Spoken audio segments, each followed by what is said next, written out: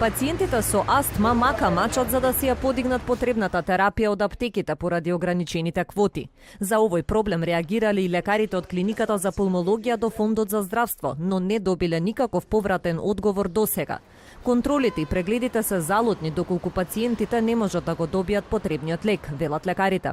Ние како клиника, како здруженија апелиравме, се обративме до фондот во однос на она квота, иземање на квотата за лековите инхалаторни, бидејќи пациентите, верувајте, многу трошат енергија и време барајќи го препишаниот лек од нас. Значи, еден апел и до сите надлежни кои што ќе помогнат на пациентите да препишаниот лек го добијат навремено, бидејќи само навремено земањето на терапија и редовно всушност ќе ја одржува ќе ја држи болеста под контрола.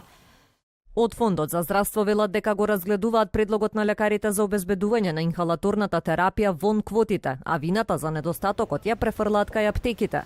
Од таму велат дека немаат добиено поплаќи од осигурениците досега.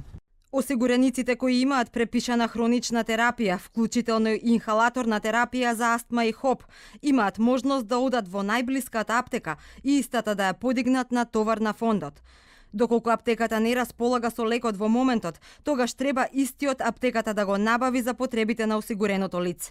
Терапија немаат околу 5% од астматичарите со потешки форми на болеста, бидејќи лековите не им се регистрирани во земјава.